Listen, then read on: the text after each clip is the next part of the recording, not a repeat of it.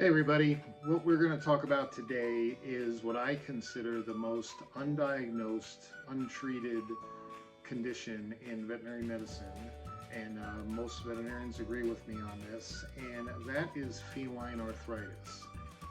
It is hard to diagnose. It's a little more difficult to manage versus dogs for lots of reasons. And so we're going to get into that. And along with it, we're going to also talk about renal disease because they're both age-related diseases. They're very common. They affect a lot of cats out there. And so I want to address both of them. And they're both, when you think about it, are very insidious diets, very insidious diseases. You don't notice they're there till much later. And the earlier you catch it, the better for both of them. So that's our discussion today. So you cat people, listen in. I think this is really going to be good information that you want to know and you want to share with your other cat people in your lives. Let's go.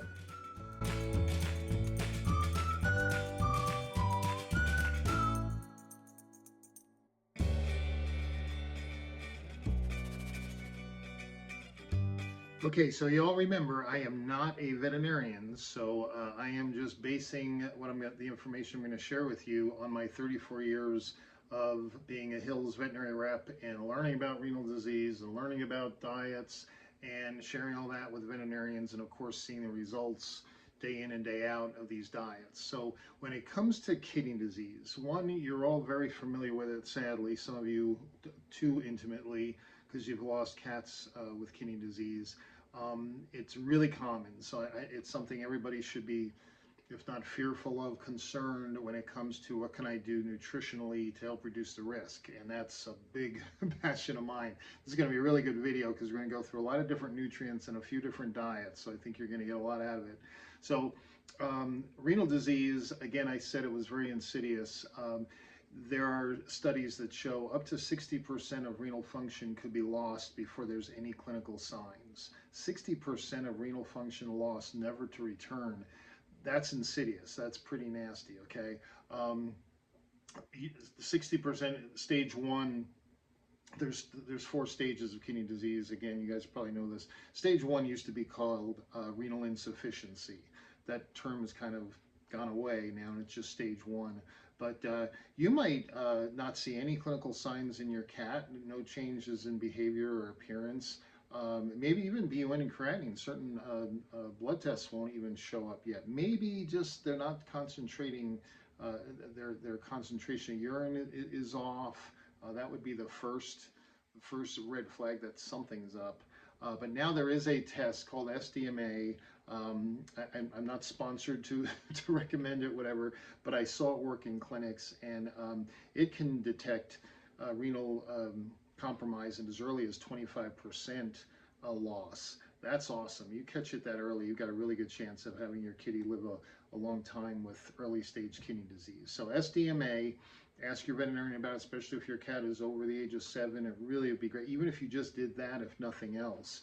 But anyway, that's the whole idea about kidney disease is catching it earlier. And most cats, ask your veterinarian, when do most veterinarians see a cat for kidney disease? Stage 3 or 4, when they're drinking like crazy, they're losing weight, they're lethargic, all that kind of stuff. Way too late. We really want to catch it early. So annual blood work, I'm sure you veterinarians and techs out there on the line or on this channel, you're like, yay. Geriatric workups after the age of 7 annually, or at least semi-annually, so important, okay? And you're going to see when we get into looking at some nutrient numbers. So that's with kidney disease, and you guys know I'm a big fan of prescription diet KD. I think it's the most researched, most proven renal diet out there. Yes, there are other diets that are low in phosphorus or have this or that, but everything, all the science, all the research is really culminated in the KD diet, because Hills has just been on it, even down to the microbiome changes now that they've put in the diet. Maybe I'll put up a slide here, and real quick, let's just go through the features. Do I want to? Yeah, let's do that. Okay, so I'm just going to show you, and I'll put up the same graph that I'm looking at. So when you're looking at a renal diet, controlling phosphorus and sodium are critical. They tear up the kidneys, they're just terrible for the kidneys, and that's why my whole rant on high protein cat food. If it's high protein, there's going to be phosphorus in that protein. Even the highest quality is still going to deliver phosphorus. Of course, the low quality is going to deliver tons of phosphorus. For your renal patient, that is really bad, okay? Same way with sodium. There's studies to show sodium. Sodium doesn't seem to affect kidneys if they're healthy, but once they're compromised, then it really becomes a problem. So we have to reduce those two. We're going to look at actual numbers and compare that to some other diets. Essential amino acids, this is where that catch-22 of, you hear people say, don't feed renal diets because they're too low in protein and the cat has muscle wasting already, and that's bad. I understand the catch-22. Muscle needs protein, but if we feed them protein, we're overtaxing the kidneys.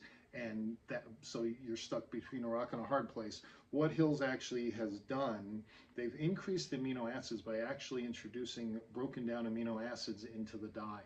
So instead of just getting a ton of meat protein with all the phosphorus and all, you're just getting the amino acids. And remember, let's be nutritionists here. Your cat doesn't need protein, they need amino acids. Okay, it's semantics, but it's a good point. We don't just want to give them meat because they need to help their muscle wasting. It's called cachexia. It's disease-related muscle loss. We can do that by introducing and giving the amino acids. As a matter of fact, you'll see on the chart here, it's more than 150% of the AFCO minimum that a cat needs, a healthy cat needs. And so this is what's in there, 150%. I think it's about 130% in the dog version, but we're talking cats now. So so that's an enhancement that's in there. The taste, the eat technology, I thought that was kind of marketing when the Hills first did it. This is just true with the dry because it's harder to get cats to eat dry food. And they actually tested cats with renal in uremic crisis to find out what would they eat when they're not feeling well. Just as we all know, if you're healthy, you can eat almost anything, but if you have the flu or something like that, maybe you can handle chicken soup or something like that, but you're sure not eating a pizza with everything on it. Same is true with cats when they're not feeling well. So that technology is in there. L-carnitine is a fat burner. Hills uses it in a lot of diets, and it's used here as well. Again, it's to utilize the energy and help prevent the body from trying to take energy from protein, and again harming the muscle mass of the animal. So L-carnitine is cool.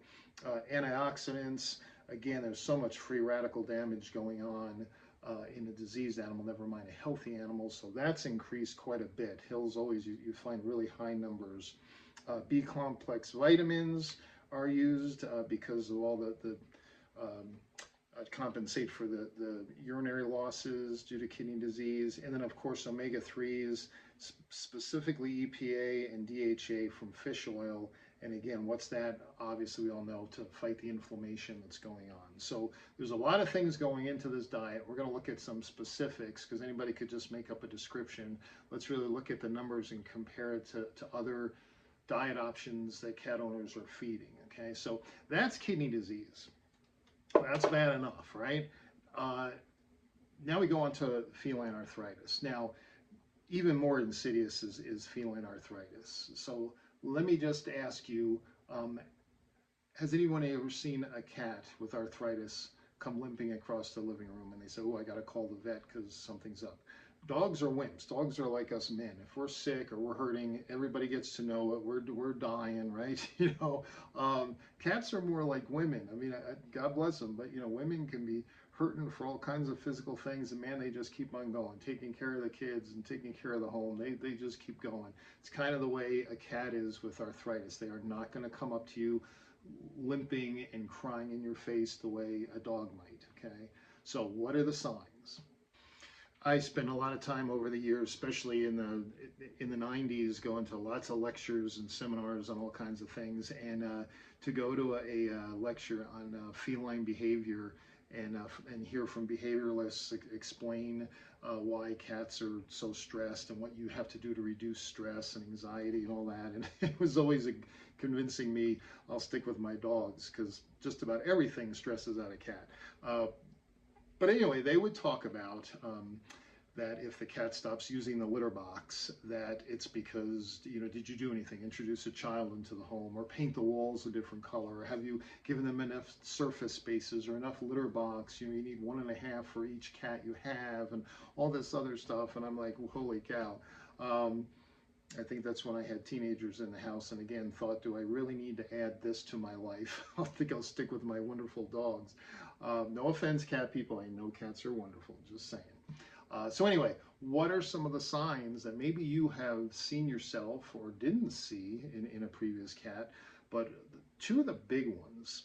One is if they stop using the litter box. Now, is it a UTI? Is it, other issues going on? One issue that people don't think about is arthritis. Now, you've got a litter box. Sometimes the walls are really high to keep all that sand in there and not have them tracking everywhere. So the cat's got to turn her hip to get into that litter box. Or the litter box is down a flight of stairs where I don't really want to see it up in my living room, so it's down a flight of stairs. Well, all of a sudden the cat's not using it anymore, or frequently making so-called mistakes around the house. One reason can definitely be that with arthritis, she doesn't want to do that flight of stairs. She doesn't want to have to lift her hip up to get into that litter box. So, hey, I don't want to feel pain either. I'll just go do my duty over here. That hardly ever comes up. Usually it's, oh, it's this or it's that, or people need to understand it could be arthritis. The other one is even probably the most common, and it's almost kind of comical. Not that it's funny, but the cat owner will say, well, I finally have that cat trained. She doesn't jump up on the counters anymore in the kitchen, or jump up on the hutch or whatever. From what I understand, you don't train a cat. They pretty much do what they're going to do. But yet, when they're kittens, sure, they're jumping everywhere, getting into stuff. They start getting older. They get a little more mature. Maybe don't do as much of that. I don't know. But when I hear that, or a veterinarian hears that, the first thing they should think about is the cat just, you've trained the cat now to stay off the counters? Maybe. Or it hurts when they jump down. I'm not going to jump up on a counter when I know when I jump down it hurts, okay, especially in the elbows or the wrist, that kind of thing. That is a biggie. That's a behavior change that probably doesn't mean the cat's gotten more disciplined. It means they're in pain. And the other is, which I just heard the other day, which I think is really valid, the cat jumps down. They're still getting up on the counter, but when they jump down, they stop for a second. They kind of, they stick that landing and they stay there for a second. Why? Because they're kind of absorbing the pain that they feel, and then they go on their way. Where when they were younger and didn't have arthritis, they could jump down and land right on it and keep going. Okay, and we're talking about age-related osteoarthritis or degenerative joint disease, which that cartilage is worn out, it's flaking, and you have more bone on bone instead of a nice smooth surface, and it can be painful. Okay, anybody that's had arthritis, So those are the two conditions that are so serious that really are debilitating and changing quality of life for sure, even if it's not fatal. And they both hide themselves really well. So we have kidney disease and we have arthritis. Already went through the KD with the attributes of KD and how it works to manage kidney disease. And I can tell you, I've seen it work so many times. Again, the key to the success of KD or any renal diet is catching it early. So again, do the SDMA tests, do those geriatric workups every couple of years, okay? Again, I know the vets are cheering if they're watching this. When it comes to arthritis, Hills actually had a Feline JD, joint diet, and it was designed, yes, added glucosamine and chondroitin, that's all great, but what they knew was omega-3s, especially fish oil, especially in cats it's DHA, in dogs it's EPA, so there's one magical fatty acid for each species. But with the cat, the DHA, what it does, it actually downregulates the gene that's producing the agrokinase enzymes that are destroying that cartilage. Okay, so it sounds like a mouthful there, but that's what it really does. Yeah, added glucosamine chondroitin may be beneficial. There's no real solid proof behind that. But if we can invert that ratio of omega-6s and 3s, on the live feed we just did last night, somebody asked what's the best ratio of omega-6s to 3s, and I said it really depends on what you're feeding, because if you have an arthritic dog, omega-6s or cat, omega-6s, which are great for skin and coat and usually high in most foods, actually becomes very inflammatory for an arthritic cat. So we've got to get that omega-3, I'm sorry, the omega-6s down and the omega-3s up, especially the omega-3 DHA. And that's how that diet works. Now, what was really ironic is, I was part of my job was sales, not just education, but watching the sales of different diets, making sure vets knew, hey, here's this diet, this is how it works, make sure you're using it. Well, JD was an awesome diet. I knew it was. And but the dog was selling like crazy, and there was tons of success stories out there. On the cat, that wasn't true. So I asked some of my better hospitals that did tons of different therapeutic diets. I said, what's the deal? Are you not seeing feline arthritis? I was thinking, boy, are they really not catching it with all the behavior changes? You have to be astute and really work on it. And they said, oh no, we're seeing feline arthritis all the time. But when we diagnose feline arthritis, we do some blood work, and what do we find? They're in early renal failure. So now, what do you do if you're the vet? You have arthritis over here and renal failure over here. Guess what?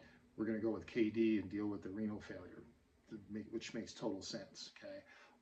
So what Hills did, which is so genius, they finally gave up on, what? No one's going to use feline JD because of the reality of it's age-related and kidneys come first. So what they did, they said, you know what, let's work on taking JD, the benefits of JD, and combining it with KD. And that's what they've done. So this diet, this KD/JD diet, when you think about it, for an older cat, man, there's nothing better. And if you've been on my channel for a while, anybody can make anything sound good. They could write it up and just tell you how wonderful this stuff is, and it has this and it has that. Show me the nutrients, right? Show me the real numbers. So I want to do that. I think the best way to go with this is to show you the KD/JD diet. What are they actually calling it these days? Hills keeps changing all that. Yeah, prescription diet, KD plus JD cat food. Okay, kidney mobility. So that's I'll put the bag up here so you can see it. It is available in canned and dry. We're actually going to look at the dry numbers. Sorry, Ed, I know he's canned only. Yes, for renal disease, the added moisture from a canned food would actually be beneficial. So, but I just wanted to show you one, probably more dry is sold, and I have the numbers on a bunch of different dry foods, so we're going to use that. And no, dry food does not cause kidney disease. What matters is the nutrients that are in the food to reduce the overtaxing of the kidneys. That is the key, right? But again, if I was prescribing, again, I'm not a vet, but if I was, I would say feed the canned KD. And I looked, and the nutrients are very similar, so at least on the hillside. So anyway, let's go ahead. I want to show you KD/JD. Here is the protein number and the calcium and phosphorus and sodium. And again, the phosphorus, especially in sodium, are really critical here. And they are somewhat controlled by the amount of protein or the quality of the protein, right? So this is for a renal patient where we're dealing with proven kidney disease. In most cases, it's probably going to be stage 3 because sadly, that's when most vets catch it. Nothing wrong with putting them on KD with stage 1 or stage 2. Hills does make an early renal support diet for stage 1. I'm not a big fan of it. It's 13% more protein than the original KD. I don't see a whole lot of reason. I've seen generations of cats, healthy cats, renal cats, all grow up on KD. Not grow up, but as adults, and they do fine on it. So I don't see any deficiencies. But if you're into that, there is an early stage available. We're dealing with, let's say, stage 3 through 4. Okay, let's compare that to the adult. Let's just look at Science Diet Adult, and let's see if we see a nutrient story that's consistent with the idea that, okay, we need to change nutrients now that we have kidney disease. Here's the adult, 8.2% protein. So the protein for the adult is higher because, again, it's not an issue. We have healthy kidneys.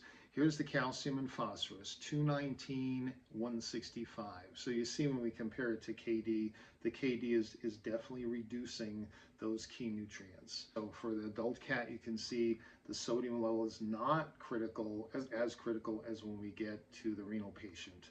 So you can see the numbers there. Well, I am big into geriatrics. What is geriatrics? And this is why I don't like the idea of species appropriate or feeding your dog or cat like they would in the wild. They're not going to get geriatric nutrition in the wild. They're not going to get preventive nutrition in the wild. So if I look at a senior food, we've talked about this in other videos, there's no rules with senior. AAFCO has no senior definition. I can send you home with Glenn's all natural senior food, and it could be my puppy food. I just put it in a different bag. You literally could do that. Okay, that's terrible, but that's the way it is. So I looked at the Hills +7 or 7 plus. It's for older cats, not renal patients, just older cats. What do I find? The protein number is 7. 7%. So, I'm sorry, this is 7 grams. You're going to get back to dry matter. This is all in milligrams and grams per 100 kcals, which I'm going to start getting back to, I think, because it's too accurate. So it's 7 grams of protein versus the 8.2 in the regular science diet, but it's still higher than in the KD because we don't have a renal patient here. If we look at the calcium and phosphorus, what do we see? Kind of what we'd expect. It's in between the adult formula and the renal formula. Kind of makes total sense to me if I'm understanding nutrient restriction and reducing the risk of disease. Very consistent there. If we look at the sodium level, same way. 80 milligrams, well, that's lower than the 105 for the adult. It's starting to say, hey, this cat is at higher risk of kidney disease now. Let's start restricting some of these levels. It's not going as low as 57 milligrams in the renal diet. So this is a perfect picture of dietary management and nutrient control and the whole show me the nutrients. Man, that's consistent, okay? What I find with many foods is the inconsistency where the marketing says it's this and the nutrients don't convey that at all. That's what we're going to look at right now. Okay, so let's add Purina cat chow, probably one of the most prominent diets out there. They probably sell more of that than any other cat food, I would suspect. And here you go. Here's the nutrient levels. Protein level, 8.5%, almost the same as science diet. What do we see when we look at calcium and phosphorus? Much higher, 327 and 317 versus in the science diet 219 and 165. So we're looking at what, just not double. Phosphorus is almost double. I mean, that's the difference between the healthfulness of a diet, how the ingredients that they're using. Everybody says, well, I'm not into ingredients, I'm just into nutrients. And that's true. Show me the nutrients is my motto, right? But the ingredients are important because they're the ones that deliver the excesses or deliver those restricted numbers. When I see phosphorus go from 165 to 317, that's a big difference. There's a big difference in the quality of that food and the healthfulness of that food. And again, if I'm concerned about kidney disease, and most of these minerals affect urinary stones as well, right? They sure do. Calcium, phosphorus, sodium, you could add magnesium. So seeing those restrictions are good, not just for the kidneys, but good overall health. There's a big difference there. If I look at the sodium level, it's 160 milligrams in the cat chow, and it's only 105 in the science diet. So pretty significant difference there as well. What's interesting here is the cat chow. If you look at the AAFCO statement, what does it say? That word we hate to hear, all life stages. Complete and balanced for all life stages, which tells us what? All of you nutrition mission folks out there, say it out loud. It means this is what? This is kitten food. Purina cat chow is telling you legally right on that AAFCO definition for all life stages. All meaning all, that includes growth. So that's why when you look at these mineral levels and the protein level and you say, wow, it's so high. Why? Because it has to be high enough to promote growth in a growing kitten. Do we really want to feed that to my cat that I'm concerned about kidney disease and urinary stones? Not really. Now, sad fact is, if you look at cat chow, it's $1. Last time I did this on Chewy, it was $1.81. I think I said my handwriting is really bad. It's either $1.71 or $1.81. So it's either my eyes or my handwriting. Oh, $1.81. Okay, I should use my glasses more. So $1.81 a pound for cat chow. The Science diet comes in at $3.57 a pound. So you're looking at more than double the price getting up there. Again, $1.81 versus $3.57. But you have to consider the healthier pet, how well they're doing, the reduced risk of disease. Can't say we're preventing disease, but reducing the risk, that's important. So there you go. There's the two differences there. But I want to be fair to Purina because that's Purina Cat Chow. Here's Purina 1. This is their urinary health. I'm going to put that up next. So you get a really good wide, if you're a cat person, I hope this is really helpful to see. There's different diets out there. Here's their Purina 1 urinary health. And what do we see? The protein, 7.4, kind of in line with the 7 Plus from Hills. But look at the calcium and phosphorus, and look at how pretty impressive this is, because this is a grocery food, 211 and 189. So 211 and 189, it kind of puts it right in line with Science Diet Adult there. I mean, it's actually a little lower in calcium and a little higher in phosphorus, but compared to most foods, compared to cat chow, about big improvement. So again, here's a good example of Purina saying, here's our diet for urinary health. Yeah, it's better than our cat chow, okay? You're gonna pay for it. If you look at the sodium, the sodium is 60 milligrams, so again, much better than the 160. But the cost is $2.16 a pound instead of $1.31 for cat chow. So you're paying a little bit more. But remember, this is per pound, so when you break that down to the amount of food a cat eats, you cat people really have it made compared to the big dog people out there as far as cost. But again, I love the consistency. That I'm not thrilled with cat chow being all life stage food. All of us should know, as soon as we see all life stage, we're done. That food is not in our consideration. I know people don't realize that. I wish people would. That would make it really, really easy. Most foods would be off the table and you'd be looking at some others. But I love the fact this is dietary management. This is not just marketing. Purina's saying, yep, we have cat chow, but here's our diet if you have urinary issues. But you're going to pay a little more for it, but it's well worth it. I think I'm going to throw up, and I got to stop saying that. Throw up is a bad word when you're talking diets. I want to put up on the screen, I think, let's do this. I'm going to show now the inconsistency of Purina in some of their diets. Again, you have to look at the nutrient levels of whatever you're going to feed. It's the only way to be sure, okay? Or just say, I'm going to trust that company and that's it. Here's their Vibrant Maturity. So this is Purina's Vibrant Maturity diet, and you'll see it's 9.4 in protein. So it's the highest one in protein, and this is their senior formula. Look at the calcium and phosphorus, and you'll notice it is higher than cat chow. In calcium, phosphorus is at 303, which again, compare it to some of those others there, very excessive, but this is called a senior diet. I'm not really too thrilled on feeding this senior diet to my cat. The sodium level is 114 milligrams. So again, it's lower than cat chow, but it sure isn't as good as Purina 1. And again, this is a senior diet. So here's an inconsistent diet that if you just read the labels, you'd say, oh, this is kind of like Science Diet's 7 Plus. Oh my goodness, look at the difference in nutrient numbers from Science Diet's senior diet, 193, 155 versus 344 and 303. Again, that's kind of, the difference is crazy. I don't have, unfortunately, the price of the Vibrant Maturity, but you know what? It really shouldn't be in contender in our diets here. But here's another one. I'm going to throw it out here. Here's Iams cat food. Again, this is all dry. I got to look around my chair here. It's 9.1 grams of protein. So it is a little lower than the Vibrant Maturity, higher than some of the others, right? This is their adult.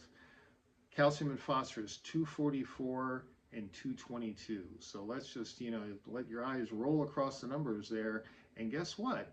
Wow, it's a whole lot better than the Vibrant Maturity, but this is an adult diet. So let's put it next to cat chow, and we see it's a little higher in protein, but look at the calcium and phosphorus level in the IAMS cat food versus cat chow. Man, that's a big difference. IAMS continues to, IAMS really needs to contact me, because I really think that they owe me some money for as much as I've been promoting them. I'm only doing it because the numbers speak for themselves. This is very impressive. IAMS cat food, you can buy it at Walmart, you can find it in gas stations sometimes, and here you go. That's pretty darn impressive. If I put it next to Science Diet, okay, it's not as good as Science Diet, but look at the price is $3.14 a pound, where Science Diet's $3.57. So at $3.14, it's higher than cat chow, a little more than double. But again, it's very cost effective for the nutrition you're getting. And at some point, it's for each of us to decide what you can afford. And if you're really budget minded, what's the real winner up here? If you just can't afford Science Diet, or you can't afford even IAMS, Purina One Urinary Health, holy cow, that's a really impressive nutrient profile for just $2.16 a pound. That's crazy. That's the sleeper in this whole thing. I know cat chow is really cheap, but I don't like an all life stage food, so I'd be looking at Purina One. So anyway, just wanted to show you all those numbers. Now I want you to kind of think about this. Okay, there's all this debate about, protein levels. Cats are carnivores, which sure, all that means is they're obligated to get some meat protein to get the taurine in meat, because it's not in plant proteins. But the fact that they can't use carbohydrate and can't use plant protein is just totally, that's all marketing by the ingredientists. There's no science to it. It's just marketing, okay? But I want you to kind of consider this. You cat folks out there, you got a cat at home. Some of you have a 2-year-old cat, okay? Young, doing great. Thank God everything's going normal. Pick one of those diets. Maybe I'll put them all up again there to look at. And you're feeding whichever one you're feeding. You're not feeding the senior or the renal diet. So you're looking, maybe I'll reduce this to the adult and cat chow and Purina One Urinary Health. Just those 3 diets. You've grabbed one of those. And she's 2 years old, doing great. Well, she goes on to be 3, then goes on to be 4. Nature, you get the idea. 5, 6. Now she's 7 years old. It's been, let's say, 6 years you've been on this food. From kitten food, you went on to one of these diets, and you go and do an SDMA, or maybe even BUN, creatinine, whatever. You do a geriatric panel at 7 years of age, which I highly recommend. And we're looking at maybe stage 2 renal failure here. You can't see it, but we can see it in the blood work and the urinalysis, okay? My question to you is very simple. At that point, you didn't have a crystal ball, but at that point, which of the diets up there do you wish or hope that you had been feeding for those years coming up to that point? The one with excessive calcium and phosphorus and sodium, or the one with the controlled, restricted, whatever word you want to use, calcium, phosphorus, and sodium? It's a pretty easy answer. I've got a cat diagnosed with stage 3 or stage 2. I sure wish I had been on a diet that was not promoting the disease, but actually stalling the disease. Because now I'm going to use nutrition to fight this disease, but I could have helped reduce the risk. Maybe she wouldn't have gone clinical till age 9, or we would have caught it much earlier. At age 7, we'd catch her with an SDMA and get her on a good diet there, or a renal diet there. But the earlier you do it, all those years you had the opportunity of practicing dietary management, risk factor management, call it what you want. But the idea is, I know urinary stones are a concern. I know renal disease is a concern. My cat is going to get older, Lord willing, nice and old. At what point do I start thinking, nutrients matter, not just because she likes the taste, or I like the pretty bag, or I like the ingredients, they look good to me. It's the nutrients that are going to affect all that. And what you're seeing there on the screen, that's nutrition. That's not ingredient test. Notice I didn't put up any ingredient panels. I refuse to put up ingredient panels because that's the marketers trying to deceive you into thinking real meat is better than meat meal, and corn gluten meal is bad, and corn's a filler, and cats are carnivores, and all this other stuff. I don't want to hear all that. Just show me the nutrients, because that's what nutrition is. And that's the whole idea behind looking at healthy diets before your cat is sick, before they have kidney disease. Okay, so there you go. I hope that's been helpful. Again, you know, the story is always show me the nutrients. So thanks for being with me, and see you the next time. And my Christmas video probably be coming out. You know what I'll do? I'll attach on the end here the hairball diets, since we're on cats here, and look at the nutrient levels in those different hairball diets as far as for renal health and urinary health. And again, you'll be surprised. Take care.